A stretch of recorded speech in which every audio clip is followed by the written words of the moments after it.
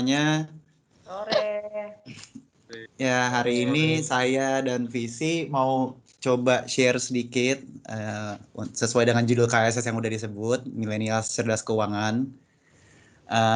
Di sini kita mau bahas ada 3 topik besar sih kurang lebih, yaitu mengenai apa itu yang dimaksud dengan cerdas keuangan, dan nanti kita akan bahas sedikit soal definisi dasar dari keuangan dan kemudian tips and trick juga dalam perilaku keuangan untuk millennials di poin kedua, dan juga untuk tips and trick investasi dan untuk punya rumah sendiri.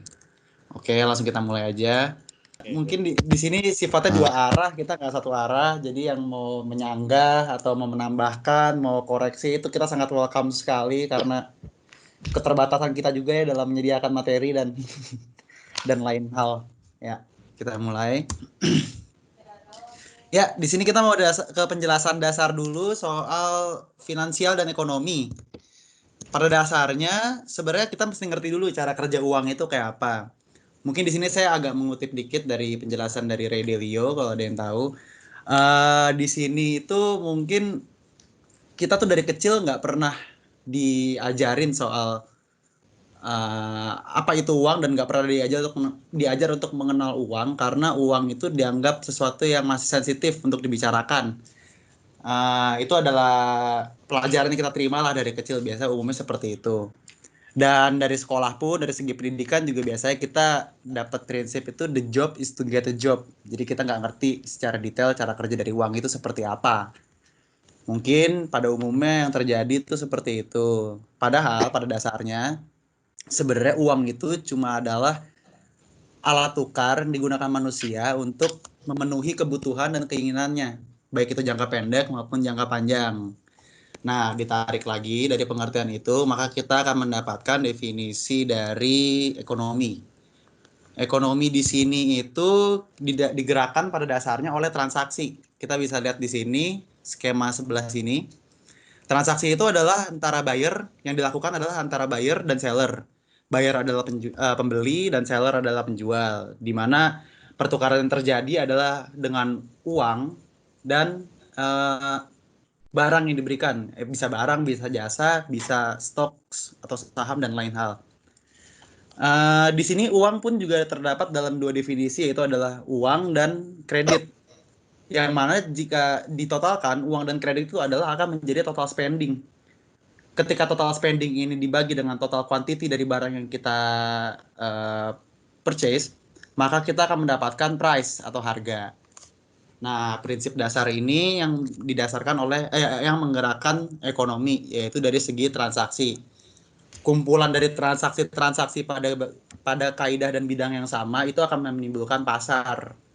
Pasar itu adalah kumpulan dari buyer dan seller yang saling melakukan transaksi dan saling bertukar untuk kemudian terjadi siklus sesuai dengan bidangnya masing-masing. Seperti contohnya ada pasar rumah, properti, pasar mobil, mungkin pasar gandum, atau pasar makanan atau lainnya. Itu dia yang menggerakkan ekonomi secara dasar. Nah, selanjutnya di sini ekonomi itu kita bisa lihat pada grafik growth dari productivity growth ini. Grafik productivity growth. Di mana yang tengah ini adalah bentuk dasar dari productivity growth, lini tengah ini. Jadi productivity tentunya seiring berjalannya waktu itu akan semakin meningkat, semakin naik berkaitan dengan jumlah orang yang bertambah, kebutuhan yang meningkat, kemudian kemajuan teknologi dan sebagainya. Sehingga grafik ini digerakkan oleh produktivitas yang meningkat. Jadi adalah rata-rata dari semakin rajinnya orang akan membuat produktivitasnya meningkat. Dirata-ratakan dengan orang yang malas juga produktivitas rendah akan ditemukan garis tengah seperti ini. Ini mungkin grafik yang bisa ditarik selama dalam kurun waktu 100 tahun ya, 75 hingga 100 tahun. Nah, yang menggerakkan siklus di sini secara detail adalah dari short term debt cycle dan long term debt cycle. Debt ini adalah yang dimaksud dengan kredit ataupun hutang. Ini yang membuat naik turunnya chart pada grafik ini. Sehingga melihat lebih detail, kita bisa masuk ke penjelasan kredit, bahwa kredit itu adalah grafik yang bergerak seperti pada sebelah kanan ini. Pada sebelah kanan ini, di mana ketika dalam jangka waktu awal, begini, dalam productivity growth itu kan sebenarnya pemahamannya kita akan mendapatkan suatu hasil ketika kita akan mendapatkan sesuatu ketika kita memberikan sesuatu dengan jumlah yang sama. Jadi itu berbanding lurus. Kita akan mendapatkan sesuai dengan apa yang kita berikan. Nah, itu adalah prinsip dari productivity growth. Karena ketika kita memberikan uang, kita mengkonsumsikan, kita spending, itu adalah income bagi orang lain. Begitu seterusnya, ketika kita mengeluarkan uang, itu adalah pendapatan bagi orang lain. Itu yang akan menjadi siklus. Itu yang akan menjadikan productivity growth di sini. Tapi pada kondisinya untuk debt, di sini itu kita pada awalnya kita akan mendapatkan lebih dari yang kita produksi, dan untuk di masa yang akan datang kita akan mendapatkan lebih sedikit dari yang produksi karena kita memiliki yang namanya hutang. Jadi kita mempercepat proses di sini ketika kita membeli sesuatu, kita akan afford sesuatu yang mungkin belum pada jangkauan kita atau belum pada kapasitas kita bisa akan mendapatkan di waktu itu, namun kita akan mengorbankan sesuatu di masa depan kita. Itu yang disebut dengan kredit dan hutang. Di sini itu kita bisa lihat sebenarnya konsepnya itu simple seperti pada transaksi pada umumnya, di mana hal ini terdiri dari lender atau pihak peminjam dengan borrower atau debitur atau peminjam atau nasabah, di mana si lender di sini akan memberikan uang pada kita berupa mungkin bisa juga berupa cicilan barang atau rumah ataupun uang tunai, dan pihak borrower akan memiliki hutang atau memiliki prinsipal yang harus dibayarkan, akan berjanji untuk membayar di masa yang akan datang plus dengan bunganya. Nah, di sini itu kita bisa lihat kalau ada masanya ketika lender itu menawarkan interest yang rendah, tentunya borrower akan semakin banyak datang, dan juga ketika lender menawarkan interest yang tinggi, tentunya borrower akan semakin sedikit untuk memiliki keinginan untuk meminjam. Dan lender pun juga memiliki kriteria bagi borrower yang akan dijadikan creditworthy borrower, di mana ketika borrower tersebut mengalami eskalasi pendapatan atau income, tentunya pihak peminjam akan berbondong-bondong untuk berebut hati si borrower untuk kembali meminjam uang, karena ada 2 poin di sini. Ketika borrower tersebut memiliki pendapatan income, tentunya dia punya ability yang lebih tinggi untuk membayar kembali hutangnya. Dia tentu mampu untuk membayar hutangnya karena dia ada uangnya, karena income-nya ada. Ataupun kalau uangnya pun dia tidak ada, tapi dia memiliki aset tersebut dapat dijadikan jaminan untuk lender dapat mengambil atau menarik aset tersebut ketika suatu saat mungkin borrower tidak mampu membayar hutangnya. Itu adalah skema dari pihak peminjam dan debitur yang sangat simpel dan umum, yang dasar. Oke, selanjutnya kita akan membahas tentang, nah iya, pada konsep tadi di sini kita bisa melihat yang sehari-hari kita alami itu adalah yang paling menggerakkan siklus ekonomi pada skop besarnya. Di sini bisa ditarik di zoom pada grafik yang pada grafik ini, kita bisa zoom menjadi grafik di sini, bahwa sebenarnya ini adalah kredit yang kita lakukan sehari-harinya. Seperti pada contohnya kita bisa mainkan analogi pembelian bir di bar misalkan. Mungkin ketika kita melakukan pembelian bir tersebut dengan transaksi yang menggunakan uang dan langsung lunas, tentunya transaksi itu akan settle di saat itu juga, langsung selesai, semuanya lunas. Melainkan ketika kita melakukan pembayaran dengan kredit. Nah, itu out of thin air, kita sudah menimbulkan hutang untuk diri kita di situ. Jadi kita mendapatkan bir dari bartender tersebut, dan kita memiliki janji untuk membayar. Di sini kita mengalami peningkatan liabilitas atau liability, karena kita memiliki prinsip untuk bayar di saat yang akan datang serta bunga yang mungkin ditawarkan. Kemudian untuk bartender, dia memiliki peningkatan aset di mana kita akan berjanji untuk membayar bir tersebut. Nah, itu sudah terjadi kredit yang tidak terlihat, dan hal-hal itu yang tidak tersadari oleh kita sehingga menggerakkan siklus ekonomi seperti ini. Nah, inilah yang sulit dibedakan oleh orang pada kenyataannya untuk membedakan uang dan kredit. Karena berdasarkan data yang saya ketemui, pun di Amerika Serikat saja itu jumlah uang yang beredar itu sekitar 3 triliun dolar, sedangkan untuk kredit yang beredar itu adalah 50 triliun dolar. Nah, itu tapi tentunya hal itu menggerakkan productivity growth karena semakin ada pengeluaran, semakin ada kredit yang keluar, tentunya productivity meningkat. Ini adalah skema kredit pada umumnya di mana kita akan memiliki hutang di masa yang akan datang dan mendapatkan lebih dari apa yang kita hasilkan di saat ini. Nah, dari tadi saya membicarakan soal kredit dan lainnya, mungkin lebih cenderung ke arah kredit yang lebih kredit itu jahat dan hutang itu buruk ya.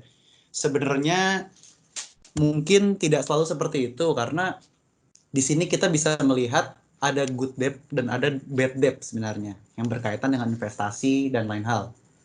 Jadi untuk klasifikasi bad debt dan good debt dapat dijelaskan pada poin berikutnya berkaitan dengan cara kita mengelola uang sebagai millennials. Oke. Visi, Oke, lanjut. silakan. Selanjutnya, saya akan membahas tentang gaya hidup millennials yang berhubungan dengan perilaku keuangan ekonomi. Perilaku keuangan millennials.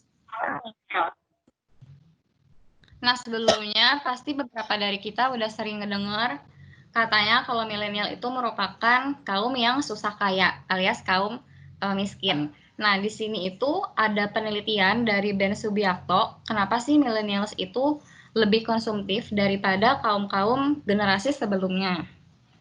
Nah, di sini penelitiannya itu bilang kalau kaum millennials itu merupakan kaum pertama yang sangat dimudahkan oleh dunia teknologi gitu. Jadinya kaum milenials itu kaum yang udah sangat dimanjakan oleh digital dan juga budaya internet. Nah, di sini ada ditulis kalau dari seluruh pengguna internet di Indonesia itu sekitar 49%-nya itu berasal dari kalangan generasi millennials. Nah, di bawah sini kan ada pernyataan dari OJK ya. Kalau gaya hidup yang dinamis ditambah minimnya pengetahuan pengelolaan keuangan itu membuat mereka milenial merasa sulit untuk mengatur keuangan. Nah, gimana nggak sulit kalau misalnya kita ini udah dimudahkan oleh teknologi. Contohnya aja, misalnya kita keluar nih, nggak bawa uang sama sekali, kita masih tetap bisa jajan kan? Secara kita bisa pakai digital, kita bisa bayar uang, kita bisa bayar jajanannya itu pakai cashless gitu kan. Terus kalau misalnya mau naik transportasi juga udah bisa pakai cashless, terus mau belanja juga udah gampang banget. Nah, makanya ini tuh yang menyebabkan kaum millennials itu jadi sulit banget buat ngatur keuangan karena gaya hidupnya itu yang serba gampang, serba ada gara-gara ada digital sama internet. Jadinya dia ini lebih konsumtif. Terus kalau yang belum tahu, sebenarnya milenial itu adalah kaum yang lahir sekitar tahun, pokoknya yang umurnya dari 17 tahun sampai 37 tahun. Jadi ada senior millennials dan junior millennials. Nah, ini ada faktor lain yang mempengaruhi alasan milenial itu konsumtif. Di next. Nah, ini faktor lainnya. Faktor lainnya itu adalah dari lingkaran pertemanan. Pasti beberapa dari kita nih pasti sering kan ngerasa iri kalau misalnya teman kita baru beli barang baru. Ya pasti ada perasaan, ih dia beli apa ya, misalnya yang lagi ngehits sekarang itu, misalnya iPhone lah, iPhone 11 gitu kan. Dia beli iPhone 11, terus kita tuh ngerasa iri gitu loh, kita pingin juga. Jadinya kita ikut-ikutan beli, padahal kita sebenarnya nggak butuh. Terus juga ada pengaruh dari influencer di media sosial.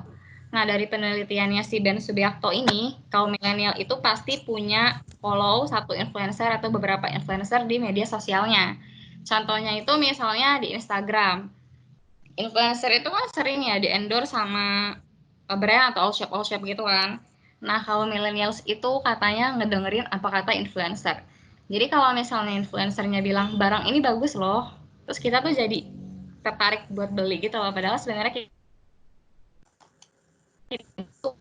kalau millennials ini tuh bingung membedakan mana yang namanya kebutuhan dan keinginan gitu. Kadang malah jadi suka kebalik-balik gitu loh. Kebutuhan jadi keinginan, keinginan jadi kebutuhan. Nah, nextnya ini bahas tentang perilaku keuangan milenial. Karena kan tadi milenial itu kan gaya hidupnya konsumtif ya. Nah, ini sumber dari Tom McIval dari Top Coach Indonesia. Katanya tipe-tipe kaum milenial itu adalah tipe yang hidupnya itu YOLO. Atau hidupnya itu cuma sekali. Jadi cuma mentingin ya buat hari ini aja gitu, enjoy life. Terus kaum milenial juga suka banget belanja tanpa rencana. Jadi kerjaannya itu spend money terus setiap hari. Lihat rekening masih banyak, ya udah spend lagi, belanja lagi gitu terus. Nah, terus juga ada inflasi gaya hidup. Nah, jadi kalau misalnya peningkatan kita naik, biasanya gaya hidup kita juga ikutan naik. Terus juga kalau milenial itu suka pakai kartu kredit. Sebenarnya ini nggak bagus sih, karena kan kartu kredit itu punya siklus setan gitu lah namanya. Gali lubang, tutup lubang. Nah, terus kalau milenial juga malas banget mencatat pengeluaran. Udah malas catat pengeluaran, hidupnya YOLO, suka belanja tanpa rencana lagi jadinya. Sulit banget untuk ngatur keuangan. Nah, selanjutnya ini kita akan bahas tentang financial planning. Gimana sih caranya kita untuk ngatur dan mengelola keuangan kita supaya kita tuh bisa nabung gitu. Nah, ini ada sumbernya itu dari Bank of America. Jadi ada 3 hal yang bisa kita lakukan untuk ngatur keuangan pribadi kita. Nah, yang pertama itu ada budgeting. Budgeting ini untuk ngatur dan mengelola anggaran pengeluaran kita setiap bulannya. Yang kedua itu adalah savings, jadi kita punya tabungan. Terus yang ketiga itu membebaskan diri dari hutang. Ini kita bahas satu-satu ya, slide selanjutnya. Nah, jadi budgeting ini itu untuk mengatur dan mencatat anggaran keuangan kita itu secara berkala dan rinci. Jadi setiap bulan nih kita budgetin pengeluaran kita itu berapa, terus kita juga catat pengeluaran kita itu setiap harinya secara rinci di Excel gitu kan, secara rinci itu berapa, supaya kita tahu pengeluaran kita ini setiap bulannya larinya kemana sih. Nah, ini kalau misalnya kita nggak ngebudgetin anggaran pengeluaran kita, justru nih hal-hal yang 8 ini nih, yang 8 poin ini, ya yang kita anggap sepele, yang kita anggap kecil, ini tuh lama-lama tuh bisa membeludak kalau misalnya kita nggak hitungin pengeluarannya gitu. Yang pertama itu transportasi. Bensin, parkir, atau buat yang naik kendaraan umum, Grab atau Gojek. Terus yang kedua itu makan sama minum. Ini juga parah banget kalau misalnya kita nggak budgetin setiap bulan. Kayak minum itu misalnya kalau di kantor kita kan pasti sering ya ngegojek yang namanya kopi gitu kan. Nah itu juga kalau misal kita nggak budgetin itu bener-bener di akhir bulan itu pengeluarannya jadi banyak banget cuma buat makan sama minum. Terus yang ketiga itu living cost, kayak sewa rumah, kontrakan, kos, terus yang pergi-pergi gitu kan. Ini kalau misalnya nggak dibajetin, ya ini bisa bikin pengeluaran jadi ngebeludak gitu.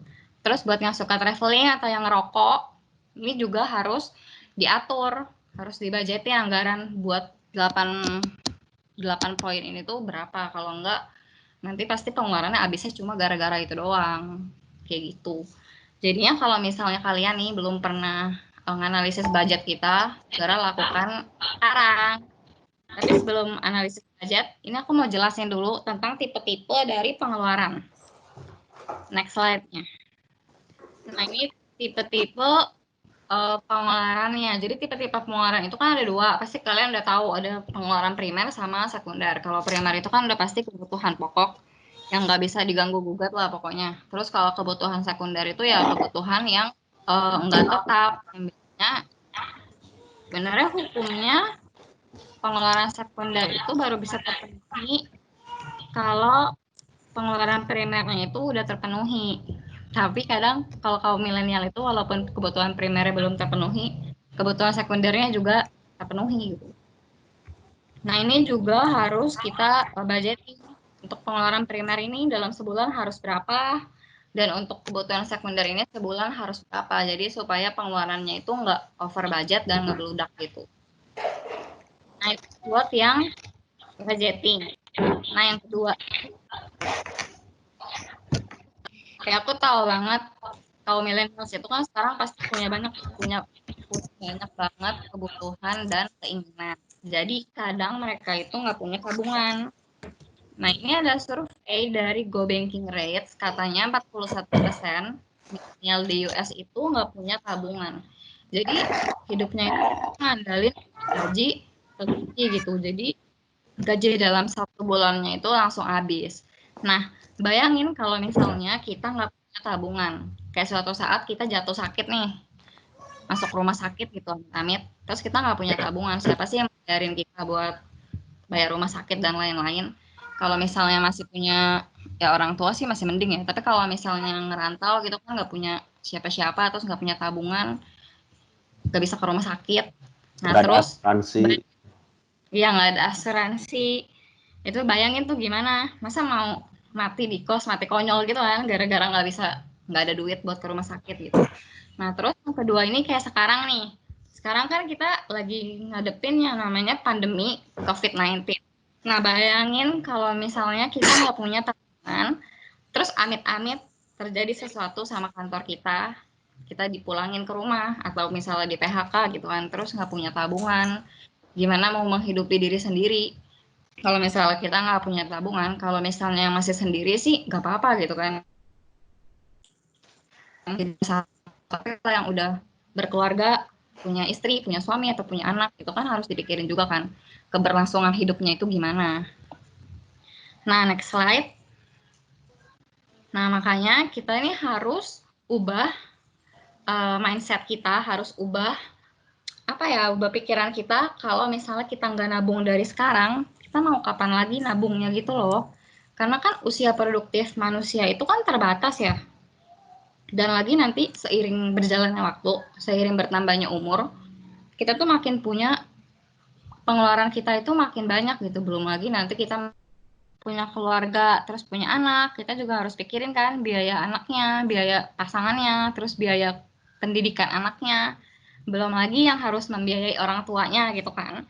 Jadi kita harus nabung dari sekarang, karena kalau misalnya kita nabungnya kalau udah keburu berkeluarga gitu kan pasti gimana mau nabung gitu kan, orang harus mengcover biayanya dia gitu. Nah, jadi di sini buat yang belum tahu cara nabung ini ada tipsnya. Jadi untuk dana darurat itu jumlah wajar tabungannya itu 3 kali dari biaya hidup. Misalnya biaya hidup kita itu sebulan 3 juta, ya berarti 9 juta ditaruh buat dana darurat. Kalau misalnya kita sakit atau kenapa-kenapa, ya pakai biaya itu gitu. Nah, terus ini ada tips menabung sambil tetap menikmati kemewahan hidup. Karena aku tahu banget kalau milenial itu pasti punya pikiran kita harus menikmati hidup nih. Masa udah capek-capek kerja, cari uang, tapi ya disimpan aja uangnya. Pengen tetap hedon, pengen tetap foya-foya gitu kan. Tapi juga kita harus pikirin kalau misalnya kita mau enjoy life sekarang, nanti ke depannya gimana? Kalau misalnya kita mau enjoy life, ya kita harus enjoy life juga sampai ke depannya gitu. Jangan sampai sekarang kita udah menikmati hidup banget, tapi ternyata ke depannya kita hidupnya susah gitu loh. Kalau misalnya kata pepatah itu ya mendingan bersakit-sakit terlebih dahulu daripada terus bersenang-senang kemudian gitu kan. Nah, ini tipsnya itu adalah 40, 30, 20, 10 principles. Jadi di sini kita nabung masih tetap bisa jalan-jalan, masih tetap hedon, foya-foya gitu. Nah, di next slide ini akan dijelasin tentang 40, 30, 20, 10 principles. Nah, jadi 40, 30, 20, 10 principle ini kita itu ngebagi pengeluaran kita ke dalam 4 kantong. Jadi ini 40% itu untuk kebutuhan pokok, pokoknya kebutuhan pokok sehari-hari kayak makanan, tempat tinggal, listrik, dan lain-lain. Terus 30% itu untuk kredit. Tapi ini kreditnya itu yang bersifat baik ya, good debt, kayak KPR rumah, asuransi, dan lain-lain. Terus 20%-nya itu untuk tabungan, investasi, atau uang cadangan, bisa kayak emas, atau cuma tabungan biasa, atau reksadana. Terus yang 10%-nya itu untuk sosial, kayak untuk nongkrong, untuk hobi, atau untuk dana gitu ke rumah ibadah, itu di 10% ini. Nah, sebenarnya ini tuh nggak harus melulu 40%, 30%, 20%, dan 10%. Ini tuh disesuaikan aja, kalau misalnya kita bisa nabungnya lebih banyak, ya kenapa enggak gitu kan. Jadi tipsnya kalau misalnya mau prinsip ini berhasil itu kita pisahin nih keempat kantong ini ke dalam tempat yang berbeda-beda gitu, misalnya pakai amplop atau rekening. Cuma kan kayak kalau sekarang pakai amplop nggak mungkin ya. Jadi mungkin dipisahin ke 4 rekening yang berbeda-beda, jadi jangan sampai rekening A ini kepake buat sosial gitu. Jadi udah dipisahin. Itu untuk prinsip yang tabungan. Sebenarnya ini buat guideline aja sih. Nah, ini selanjutnya, bebaskan diri dari hutang. Nah, sebenarnya hutang itu ada 2 jenis. Yaitu ada good debt sama bad debt. Kalau bad debt ini sifatnya itu konsumtif. Jadi hutang yang setelah kita beli ini nanti nilai depresiasinya itu jadi turun gitu. Contohnya ya kayak beli HP baru. Pas kita beli pasti nanti pas kita jual kembali kan harganya jatuh ya.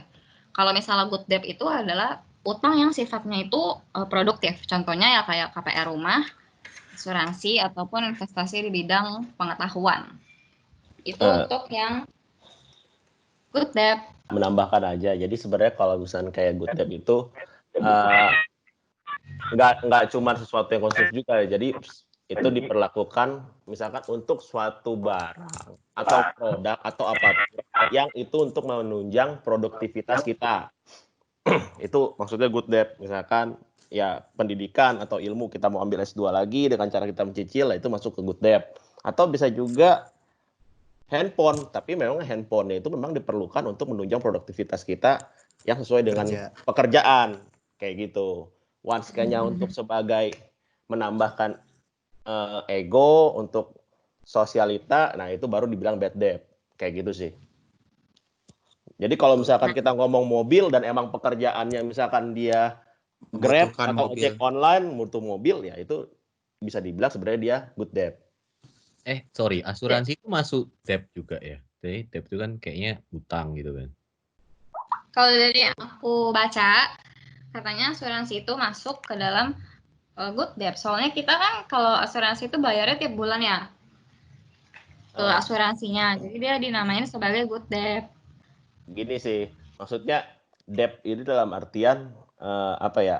Jangan dipikirannya itu memang saya bilang memang hutang, tapi kan lebih kayak kewajiban bulanan kita, di mana yang kita lakukan itu secara rutinitas untuk memenuhi apa yang sudah menjadi kewajibannya kita. Kalau misalkan asuransi kan once ketika kita ikut asuransi kan monthly tiap bulan pasti kita akan ini kan membayar premi dari nilai asuransi yang kita ikut kan, seperti itu.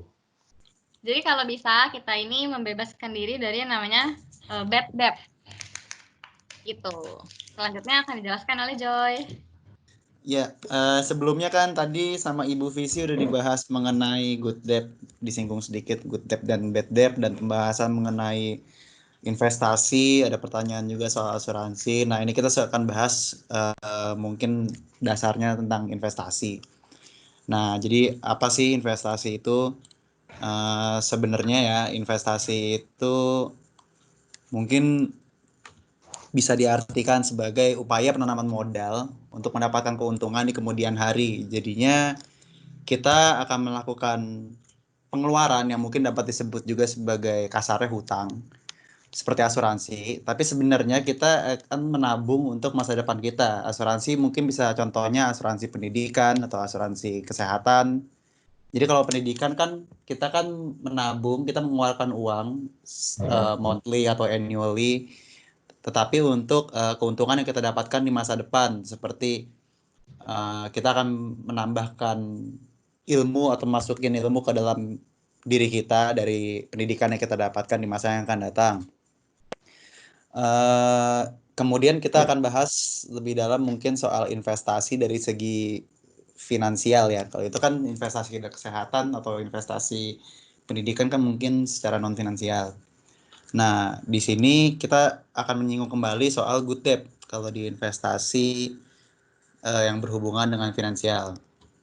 Investasi yang dalam berhubungan dengan finansial itu kita bisa ngelihat sebenarnya rupanya itu bisa dalam bentuk emas atau properti ataupun saham, reksadana, deposito dan lain-lain. Dan di sini bisa dibagi ke dalam 2 klasifikasi besar, yaitu investasi berdasarkan waktu dan investasi berdasarkan waktu, yaitu adalah investasi jangka pendek dan investasi jangka panjang. Nah, pertama kita lihat dulu investasi jangka pendek. Di mana investasi jangka pendek ini merupakan investasi yang memungkinkan investor mendapatkan keuntungan dalam kurun waktu yang relatif cepat. Biasanya sih untuk investasi jangka pendek itu sekitar ya 6 bulan dalam hitungan bulan sampai 1 atau 2 tahun mungkin itu masih dapat terhitung sebagai investasi yang dalam jangka pendek. Dengan begitu keuntungannya dapat pun lebih cepat dan return yang didapatkan pun lebih kecil ya karena relatif dalam waktu yang cepat kan. Dan investasi jangka pendek ini bisa dipilih untuk memenuhi kebutuhan jangka pendek. Contoh-contohnya sih di sini bisa dilihat ada deposito dan forex, ada P2P lending. Ini merupakan contoh-contoh dari investasi yang jalan kurun waktunya itu pendek ya. Kayak deposito kan ada tuh yang mungkin dalam waktu 6 bulan atau 1 tahun bisa dicairkan tuh deposito tuh ada. Ya tentunya returnnya sih mungkin kecil ya. Rata-ratanya kan 6% ya paling untuk deposito. Nah, selanjutnya itu ada investasi jangka panjang. Di sini untuk investasi jangka panjang itu adalah berbeda sih dengan investasi jangka pendek. Dia tuh membutuhkan waktu yang lebih lama dan untuk bisa dirasakan returnnya atau hasilnya tuh nunggunya tuh mungkin emang lebih lama sih. Sehingga butuh prinsip untuk menabung di investasi jangka panjang tuh kayak anggap aja itu duit mungkin hilang gitu. Kasarnya tuh orang ngomong kayak gitu mungkin. Jadi mungkin kalau dibicarakan dalam kurun waktu ya investasi jangka panjang itu udah di atas 4 tahun mungkin atau mungkin hingga belasan dan puluhan tahun pun ada. Nah, meskipun lebih lama tapi investasi jangka panjang sesuai dengan pengorbanan yang sudah kita berikan ya akan memberikan return yang lebih tinggi untuk memenuhi kebutuhan jangka panjang investor yang bersangkutan yang menginvestasikan uangnya pada instrumen investasi apapun itu. Nah, investasi jangka panjang ini pada umumnya investasi yang skalanya tuh lebih besar daripada investasi yang jangka pendek.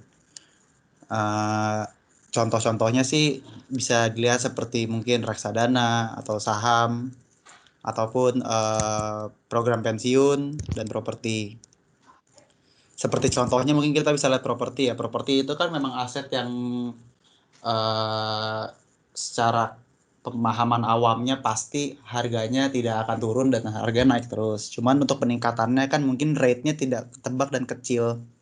Sehingga butuh waktu mungkin belasan hingga puluhan tahun untuk properti tersebut bisa dapat menghasilkan dan melipat gandakan uang yang diinvestasikan. Kayak gitu sih untuk investasi. Nah, berikutnya ini ada contoh sedikit beberapa jenis-jenis investasi yang dibedakan berdasarkan risikonya, berdasarkan returnnya, likuiditas, return rate per tahunnya, dan jangka waktunya. Di sini mungkin untuk yang belum paham, likuiditas itu adalah yang tingkat kemudahannya untuk dicairkan. Jenis-jenis investasi itu di sini yang saya sebut pertama adalah obligasi atau surat utang. Surat utang ini bisa ada 2 jenis ya pada umumnya, ada yang untuk negara dan untuk perusahaan. Di sini sih terhitung risikonya relatif tinggi mengikuti pergerakan, contohnya mungkin untuk perusahaan mengikuti pergerakan perusahaan. Dan returnnya pun juga relatif tinggi karena kita telah meresikokan yang tinggi kan. Dan likuiditasnya juga tinggi karena dapat diperjualbelikan dengan return rate 7 hingga 9% per tahunnya. Ya, ini termasuk dalam investasi jangka panjang. Terus saham. Saham itu juga memiliki resiko yang tinggi karena pergerakannya berasal dari segala macam aspek. Saham tuh mungkin terlalu banyak teori yang bisa ngejelasin pergerakan saham, tapi mungkin nggak pada ujungnya balik lagi ke diri sendiri, sehingga ya itu memang mungkin risikonya tinggi ya untuk dijalanin. Kita nggak tahu ke depannya seperti apa dan harus selalu aware dengan pergerakan berita yang terbaru. Jadi dengan risiko yang tinggi, returnnya pun juga relatif tinggi untuk saham. Dengan likuiditasnya yang tinggi, kan bisa langsung diperjualbelikan di pasar modal setiap hari kerja kan. Lalu return rate-nya sekitar 10 hingga 25% per tahun dan investasi ini bergerak dalam investasi jangka panjang. Ya sebenarnya kalau saham mau dilihat lagi sih ada dua jenis orang juga yang main saham ya, ada trader sama investor kan sebenarnya. Cuman itu termasuk ke dalam dirata-ratakan ke dalam pemain saham. Terus ada reksadana. Di sini reksadana itu adalah ya dia memiliki resiko yang relatif tinggi juga, returnnya relatif tinggi, tapi likuiditasnya rendah. Karena digerakkan uang yang dimasukkan itu digerakkan oleh satu firma tertentu kan untuk menjalankan uang tersebut dalam bidang-bidangnya tersendiri sesuai dengan pilihan. Kemudian return rate-nya sekian dengan jangka waktu yang panjang. Nah, ini deposito nih. Deposito ini termasuk ke dalam investasi mungkin yang paling mudah dipahami ya. Jadi ini investasi yang memiliki likuiditas yang rendah karena perjanjiannya dibuat di awal. Dari banyak bank pun sudah menawarkan tawaran deposito itu macam-macam.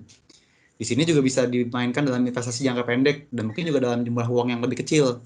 Untuk pemula yang ingin berlatih investasi ya mungkin bisa dilarikan ke sini uangnya, atau orang yang tidak tahu uangnya akan diapain ya mungkin paling aman itu adalah deposito. Cuman ya returnnya dengan resiko yang rendah, tentunya returnnya juga lebih rendah, sekitar 6-7%, seperti yang sudah disebutkan sebelumnya. Kemudian ada emas. Emas ini likuiditasnya tinggi ya, karena bisa diperjualbelikan dengan rate sama dengan deposito per tahunnya, dan jangka waktunya itu relatif, tergantung pemegangnya. Tapi ya returnnya relatif rendah juga dengan risiko yang rendah, asal nggak hilang aja emasnya.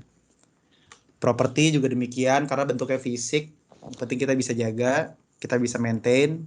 Ini returnnya itu relatif tinggi dalam waktu yang lama sebenarnya. Ini jangka waktu yang panjang tadi seperti sudah dibahas, dengan likuiditasnya rendah. Seperti mungkin kondisi seperti saat ini, ketika kita mau jual rumah mungkin dengan harga sekian, tapi demand-nya nggak ada, kan susah untuk jualnya karena mungkin kemampuan daya beli orang juga kan saat ini lagi turun. Jadi mungkin untuk kita jual properti yang mungkin berbau rumah ya, rumah tinggal gitu, bukan yang lokasi usaha, mungkin akan lebih sulit karena mengikuti tingkat daya beli manusia pada zamannya. Kemudian ada foreign exchange. Di sini memiliki return yang relatif tinggi dengan resiko yang tinggi karena pergerakan mata uang. Juga dengan likuiditas yang tinggi, bisa diperjualbelikan, dan return rate sekitar 6-7% dalam jangka waktu yang pendek. Oke, sedikit menambahkan. Kalau misalkan kayak reksadana itu, sebenarnya kan reksadana sendiri ada banyak macamnya, ada 4. Iya, ada 4. Yang pertama, misalkan ada reksadana saham. Nah, reksadana saham berarti terkait dengan reksadana saham ya berarti dari firma yang mewadahkan dari modal-modal yang dihimpun itu, dia akan memutarkannya dalam bentuk saham, di mana itu biasanya diberikan dalam nilai persentase, yaitu 80% saham, 20%-nya misalkan pasar uang atau yang lainnya atau obligasi. Nah, yang kedua, betul, ada reksadana juga pendapatan tetap. Kalau pendapatan tetap ini acuannya BI rate, suku bunga BI. Nah, yang jelas secara return-nya pun ya ngikutin stabilitas suku bunga BI. Kalau misalkan yang saham tadi ngikutin pergerakan nilai turunnya saham secara return. Makanya dia bisa mencapai sampai 25% atau bahkan 30% dalam 1 tahun, tergantung dari nilai saham itu sendiri. Kalau misalnya tetap ngikutin suku bunga BI. Nah, sedangkan ada juga nama berikutnya reksadana pasar uang. Reksadana pasar uang ini itu reksadana yang berbasiskan dengan pertukaran foreign exchange, seperti yang mengikut pada forex. Makanya dari sisi return rate-nya dia juga akan mengikuti namanya rate-nya return-nya dari forex, yaitu di sekitar 6-7%. Nah, selain dari itu ada juga yang namanya reksadana campuran.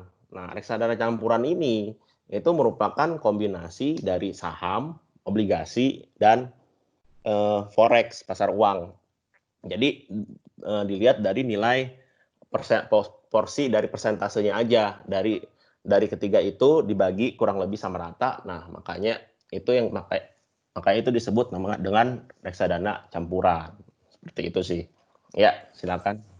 Oke, sekarang untuk pembahasan mengenai bagaimana caranya punya rumah.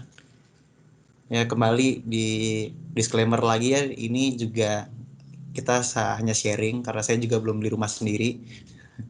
Jadi mungkin bisa dijelaskan Ibu Visi? Jadi tipsnya itu ada 5 nih. Yang pertama itu punya niat dan action. Jadi kalau misalnya kita mau punya rumah, itu jangan cuma ngomong doang, mau punya rumah nih. Tapi kita juga harus punya niat sama actionnya gitu loh.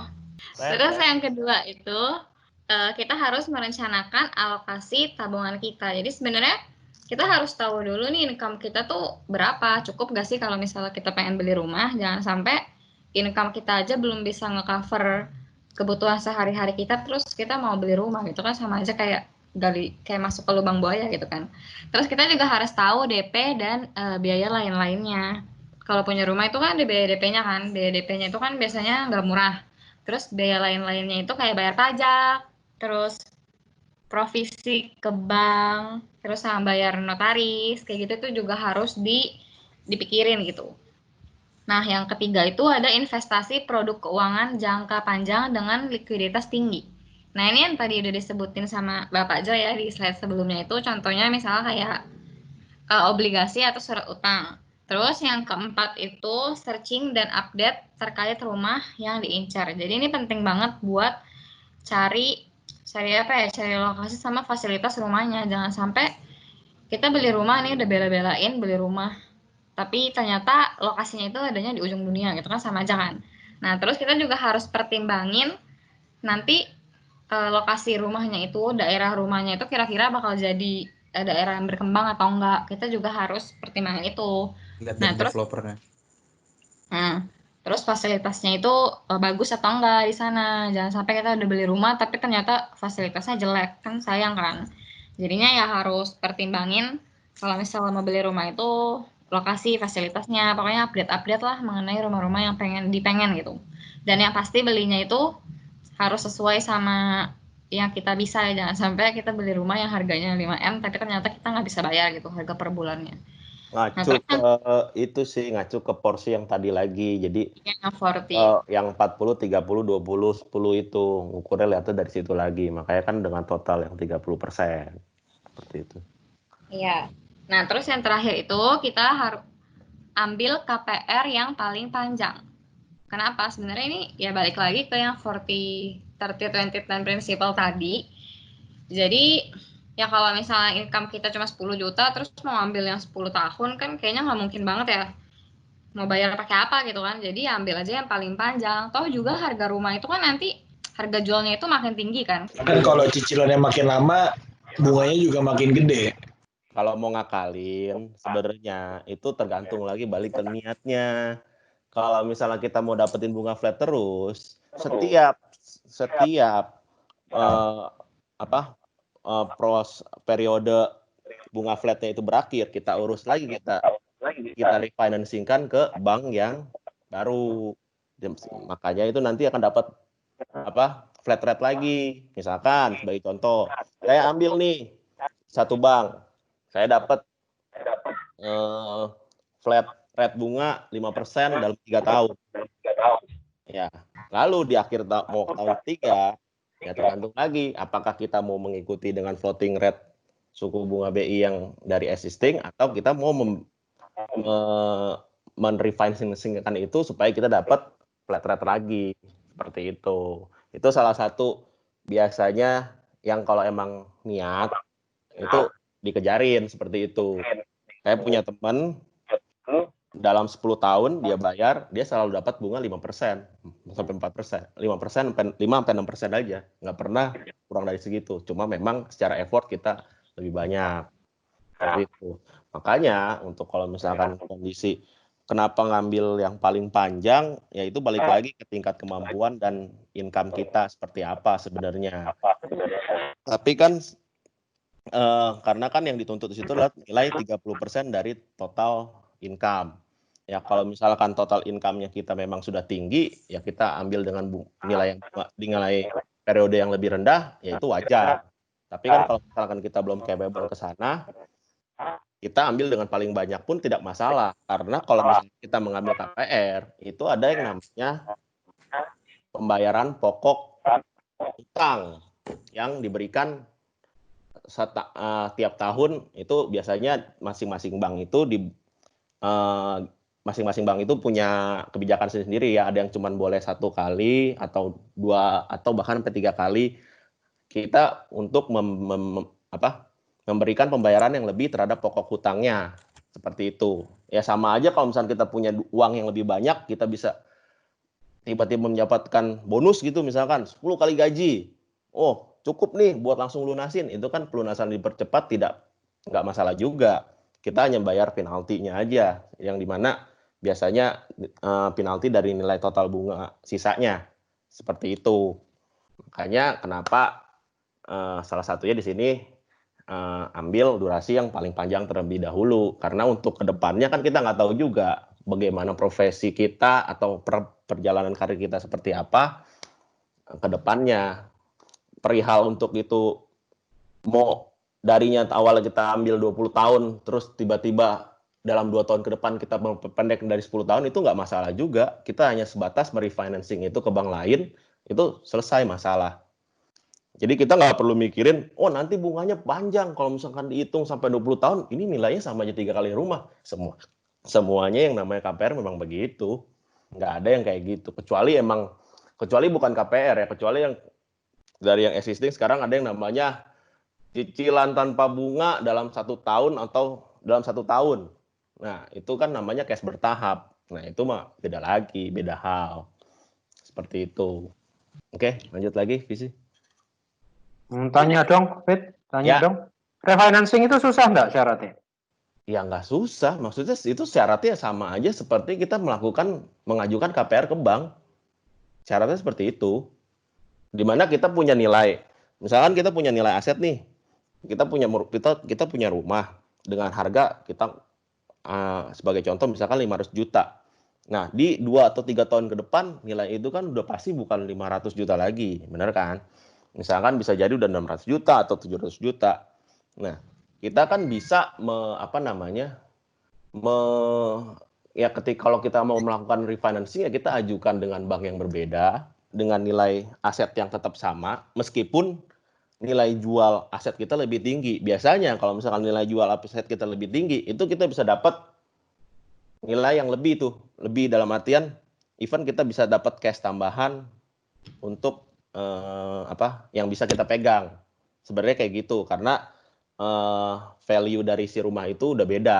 Tapi kalau misalkan kita dengan nilai yang sama kita melakukan peminjaman itu, berarti kan istilahnya nanti kamu akan dapat cash money sejumlah nilai uangnya, kamu lunasin yang lama, di mana kamu nyicil lagi dengan yang bank yang baru dengan bunga yang flat. Ya cara pengajuannya sama seperti melakukan KPR, cuman memang ya begitu. Biasanya kan yang namanya kayak kita ngajuin KPR nggak serta-merta dalam 1 bulan selesai, enggak. Bisa 2-3 bulan kita tektok bolak-balik nungguin survei lagi, nungguin apa sampai selesai. Yang repotnya memang di situ, masalah repot atau enggak aja, gitu sih. Perihal kalau misalkan kita ngomong rumah, perihal kita mau ngomong, ya harus lebih memaksakan diri sih, karena terkait dengan hal ini ya, kalau misalkan kita case-nya misalnya kita nunggu ini DP-nya mahal, ini biayanya ini mahal. Toh sebenarnya sekarang itu banyak developer juga yang memberikan dengan hanya DP misalkan 10-20% aja, di mana kan minimum DP itu sebenarnya 30%. Atau bahkan ada yang 5%. Nah, balik lagi makanya kita cari ke poin yang nomor 4. Poin nomor 4 kan dilihat lokasi dan fasilitas. Nggak melulu mesti dengan developer yang mahal, developer yang sudah terkenal, tapi kita lihat adalah penempatan lokasi dari rumah itu apakah di sekitar developer mahal. Nah, itu salah satu yang juga bisa mendongkrak value dari rumah itu sendiri. Karena kenapa? Ya karena kan secara otomatis kita bisa menikmati fasilitas dari si developer itu juga karena kan secara lokasi yang berdekatan. Ya sebenarnya gitu sih. Kalau misalnya balik lagi ke ini udah mendesak atau enggak sih? Ya sebenarnya sih yang namanya rumah ini kan sebenarnya aset kan. Nilainya itu nggak menyusut gitu. Meskipun kita mengacu ya kita punya rumah kita perlu maintain, kalau nggak dia hancur. Oh itu ya, itu benar. Tapi yang nggak menyusutnya adalah nilai dari tanahnya itu sendiri. Tanahnya kan kalau nggak diapa-apain juga itu nilainya naik. Sama aja. Seperti dengan bangunannya. Bangunannya Anda bagus, itu udah bagus juga sebenarnya gitu sih. Ya menambah nilai jual. Sekarang dibuka sesi tanya jawab. Ada lagi yang mau bertanya? Dulu itu kan sempat booming bukan rumah sih, tapi ruko toh. Itu sama ndak maksud evaluasi nih dibanding sama rumah? Peningkatan doang sih, sama daya jual sih pasti lebih tinggi lokasi usaha ya kalau sebagai ruko. Sebenarnya kalau misalkan kita ngomong tempat usaha, yang jelas tempat usaha itu pasti nilai jualnya pasti lebih tinggi dibandingkan residensial. Kalau misalkan Iya. kita ngomong ruko atau kita ngomong rumah, nggak ada tuh yang namanya kita ngomong dengan kondisi lokasi sama ya. Bukannya yang satu lokasinya strategis banget, satu lokasinya di mana gitu rukonya, enggak. Dengan lokasi sama pasti itu yang namanya tempat usaha atau ruko itu pasti lebih tinggi. Kalau misalkan kita ngomong bunga, ya bunga itu secara bunga untuk kalau misalkan untuk tempat usaha itu sebenarnya ya sama, itu ngikutin suku bunga BI. Mau kita apartemen atau mau rumah atau mau ruko sama, cuman memang nilai jual ruko itu pasti lebih tinggi. Itu sih. Termasuk nilai sewa juga ya. Iya. Bahkan kan memang ada juga beberapa orang kan banyak membeli ruko, dia menyewakan, dia bayar cicilannya pakai uang sewa. Iya. Yang modelnya kayak gitu. Itu makanya pentingnya kita lihat yang dari sisi lokasi dan strategisnya. Oke, ada pertanyaan lagi. Mungkin lu sekarang kan udah mulai jalan namanya kayak saham itu. Gue nggak tahu buy invest atau buy trading. Nah, cuman maksudnya kalau di masa kayak gini tuh sebenarnya ada ini nggak buat lu yang sudah menjalani gitu? Ada masukan nggak bagi orang yang baru mau mulai gitu? Apakah hindari dulu yang kayak gitu-gitu, yang high risk, atau ya tetap aja kalau emang tujuannya invest nggak trading atau gimana? Sekarang sebenarnya ini sih balik lagi kalau misalkan kita melirik invest misalkan ke saham, ya itu tergantung personnya sih, tergantung orangnya. Maksudnya dia sudah cukup terbiasa dengan melihat fluktuatifnya atau enggak. Karena kalau misalkan di masa COVID seperti ini, ya kalau kita ngomong bursa, itu yang jelas sudah turun 30%. Yang tadinya itu nilainya 6.300 sampai 6.500 IHSG-nya, itu sekarang di kisaran 4.200 sampai 4.500, bahkan pernah sempat sampai di bawah 4.000. Nah, bisa dibayangin kalau misalkan kita ngelihat fluktuasi sahamnya itu seperti apa. Waktu pas dia menyentuh di mulai minggu pertama sampai minggu kedua COVID itu tuh IHSG setiap harinya tuh turun 7%, 5-7%. Sampai akhirnya BJ itu melakukan yang namanya trading halt.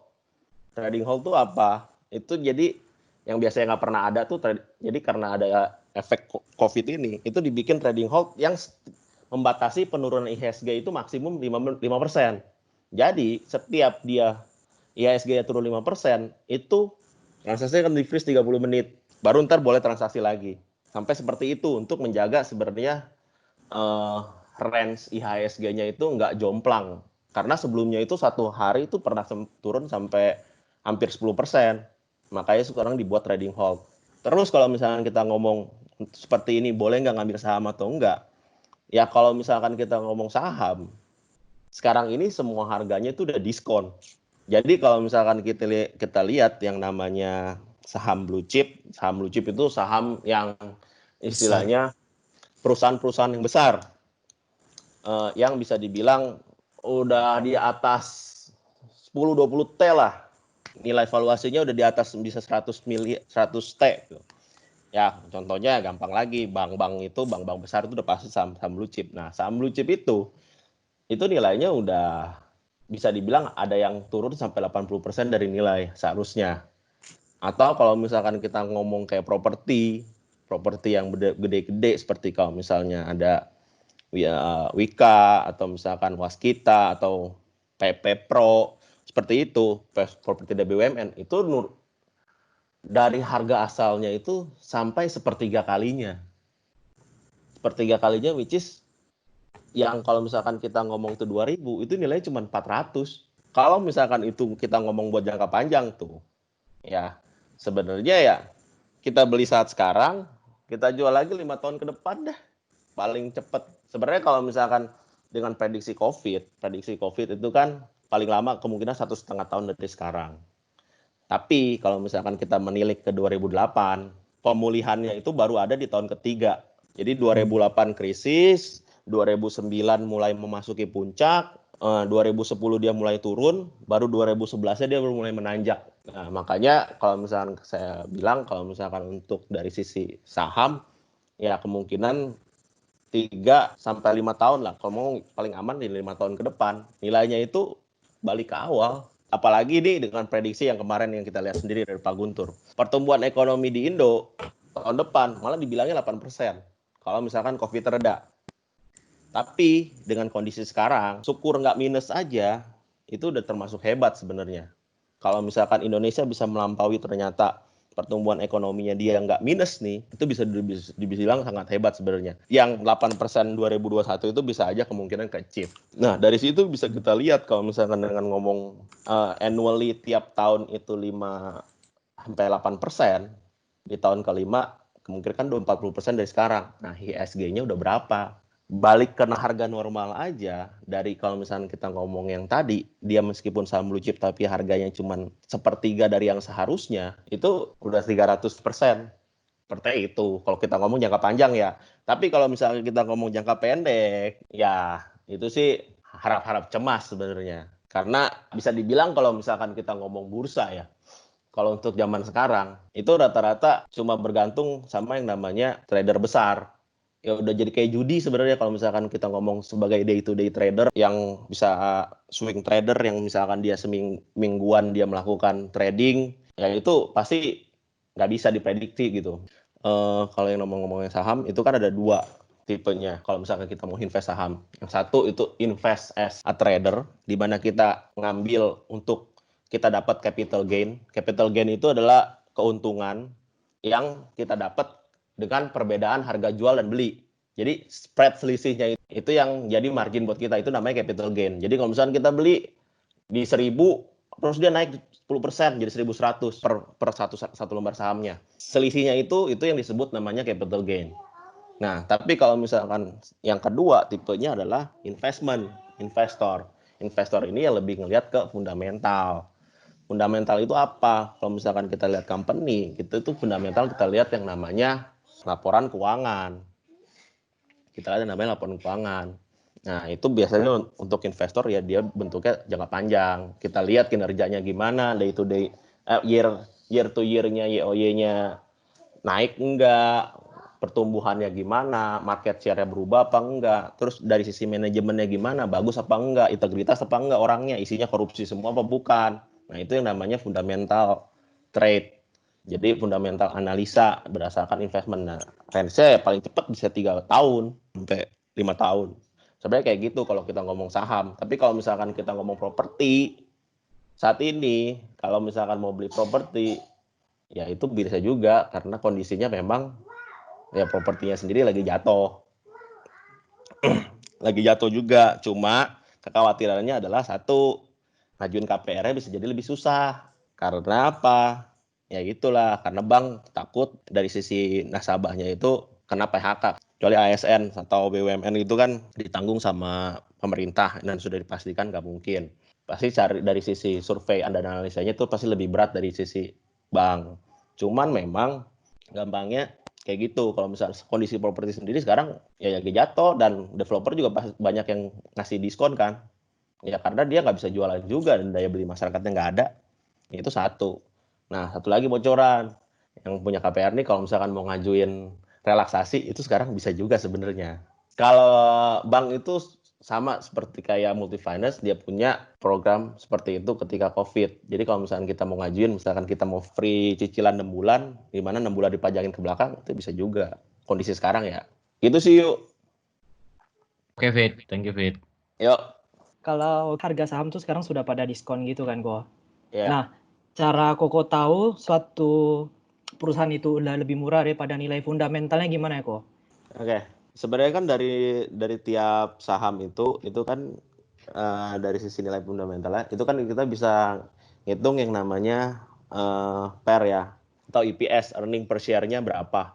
Itu dihitungnya dari mana dengan bandingkan nilai, ya itulah kita melihat profitnya dia, profit neto berapa, brutonya berapa, itu ada rumusnya. Jadi ntar ketemu lah yang namanya EPS-nya. Dari situ tahu nih, kita bisa lihat bahwa nilai EPS-nya dia itu bisa menghasilkan sekian. EPS-nya misalkan andai kata dia punya 200, nah 200 tinggal dikali dengan nilai marketnya dia berapa. Nah itulah ketemu sebenarnya nilainya dia.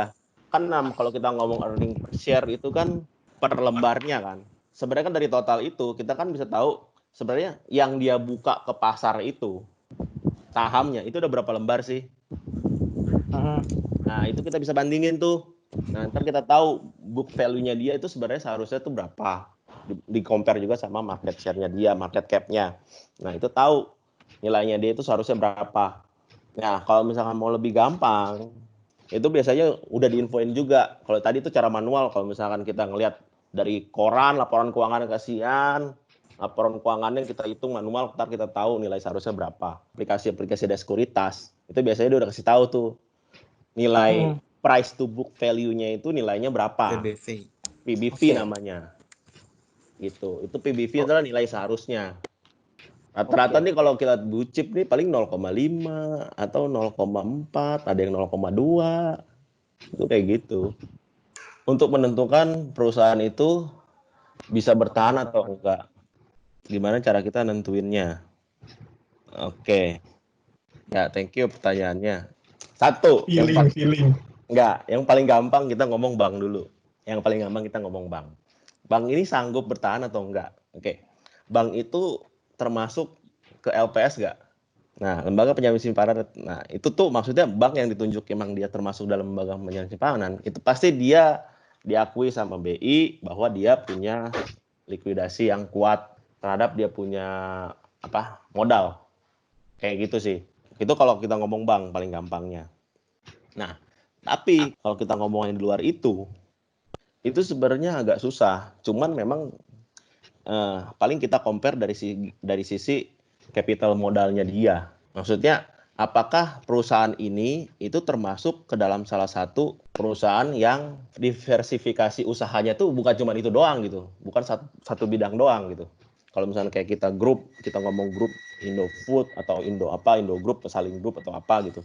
Itu kan dia banyak punya diversifikasi usaha yang maksudnya bisa menunjang keberadaan dari perusahaan tersebut di luar dari company yang memang saat ini sedang terkena impact. Kalau misalkan seperti yang kita lihat dari yang jenis usaha yang terdampak tuh, itu kan ada yang manufaktur segala macam, finance segala macam, pariwisata tapi kan sebelah sini yang bagian hijau-hijau kan yang berpotensi dia memiliki keuntungan di saat pandemi, maksudnya bisa bertahan itu. Nah, kita mesti lihat dari sisi itunya juga. Maksudnya kalau memang dia cuma satu tipe usaha, kalau misalkan kita lihat meskipun memang secara capital gain dia tinggi, tapi kan kita nggak tahu juga ke depannya itu dia seperti apa. Once kalau misalnya secara modal dia nggak bisa nutup juga, kita masih bisa ragu tuh. Yang kedua, yang lebih gampang, dia termasuk BUMN atau bukan. Kalau misalkan yang di luar bank ya, dia termasuk BUMN atau bukan. Yang cari tolak ukur ya, kenapa gitu? Kalau misalkan dia BUMN besar dan itu memang salah satu kebanggaan negara, itu pasti dibantu sama negara. Kalau misalnya yang paling gamblang dilihat, kalau perihal perusahaan consumer good itu sih harusnya survive aja sih. Karena itu kan dia menjual barang-barang yang memang kebutuhan pokok dan itu pasti nggak mungkin mati juga gitu. Yang memang selalu kita beli juga barangnya gitu kan. Beda kalau misalkan kayak kita ngomong perusahaan manufaktur, perusahaan mobil atau perusahaan kimia yang belum tentu secara pasaran itu daya belinya terimpact atau enggak. Terus saya juga kasih saran buat teman-teman yang kira-kira usianya masih muda-muda nih. Ketika Anda masih muda, mulailah untuk menabung. Menabung dalam arti ya tabungan di bank atau mulai membeli proteksi asuransi, di mana asuransi sekarang ini kebanyakan menggunakan metode pakai unit link. Ya, ketika usia Anda masih muda, harga nilai itunya masih murah. Jadi ketika misalnya Anda ambil 30 tahun, 40 tahun, Anda mungkin hanya cukup membayar misalnya 100.000 atau 200.000 gitu. Karena usia Anda masih muda dan kondisi kesehatan Anda juga masih bisa dikatakan lebih baik dibanding kalau usia saya gitu, saya ikut asuransi baru sekarang itu pasti nilainya mahal dan kemungkinan ditolak lebih besar. Kemudian kalau Anda punya uang, Nah, sekarang ini ada lebih banyak instrumen yang seperti dijelaskan dari teman-teman tadi, seperti saham, obligasi, di mana return-nya jauh lebih tinggi dibanding kalau kita taruh di deposito atau di tabungan bank biasa gitu ya. Jadi kalau kalian mau nabung, nabunglah. Memang tadi sudah disebutkan bahwa risikonya itu tergantung dari teman-teman. Ada yang Anda sebagai investor atau punya risiko yang berani menghadapi risiko tinggi ya, no risk no gain gitu kan. Jadi main di saham pun oke gitu. Karena dapatnya juga bisa banyak, tapi ruginya juga bisa banyak. Cuman kalau kalian masih ya baru belajaran, level obligasi atau mutual fund itu masih oke gitu. Tapi paling nggak mulailah dari sekarang untuk belajar investasi. Yaitu saran saya. Kalau misalkan dalam kita milih asuransi, ya better kalau misalkan asuransi kita beli asuransi itu buat apa sih? Kita asuransi itu memang untuk protect kita kalau misalkan ada sakit kayak gitu.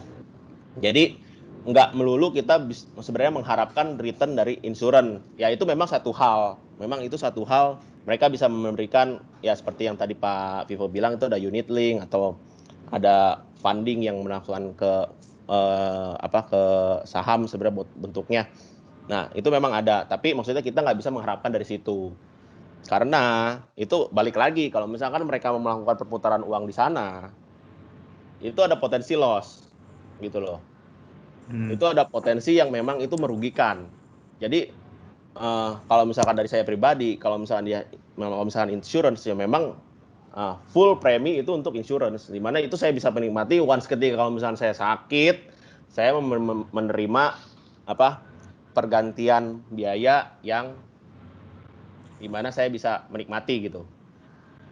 Ya, jangan dengan nilai tanggungan yang tinggi. Seperti itu sih.